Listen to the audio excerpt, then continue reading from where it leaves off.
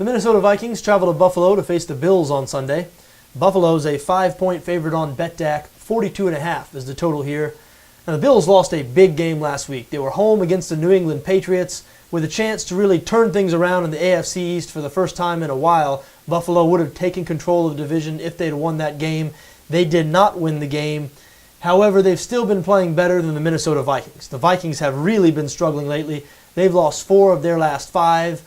Things seem to be coming unraveled. Just this week, their head coach Mike Zimmer quoted in the paper calling out several Vikings players, threatening them with lack of playing time, with being benched.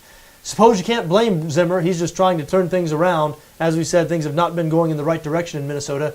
Still, you wonder if that type of thing is going to work with professional athletes, especially when it's coming from a first-time head coach that may or may not have respect and credibility inside the locker room. So, like I said, remains to be seen how that's going to work out in Minnesota. I do know, though, the Vikings right now are not a team that I'm really eager to get behind.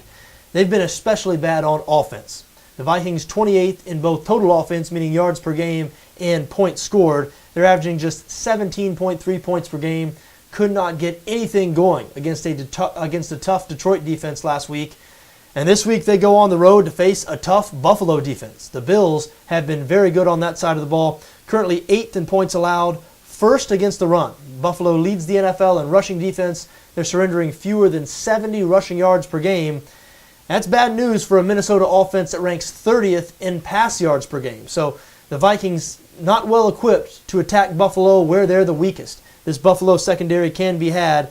Again, Minnesota with a rookie quarterback, Teddy Bridgewater, who's not surrounded by much in terms of pass-catching options. Tight end Kyle Rudolph going to miss another game.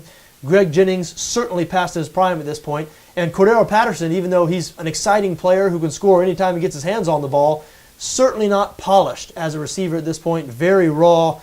So I'm just not sure the Vikings offense is going to have much success in this matchup.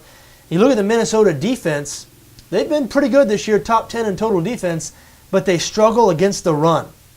They're surrendering right around 120 rush yards per game right now. That ranks 20th in the NFL. And the Buffalo Bills can run the football. Buffalo averaging over 100 yards per game on the ground. That tandem of Fred Jackson and C.J. Spiller, thunder and lightning, they can get it done. The quarterback position in Buffalo has also been stabilized since E.J. Manuel was benched and Kyle Orton has been inserted in the lineup. Orton averaging over 300 pass yards per game in his 2 starts.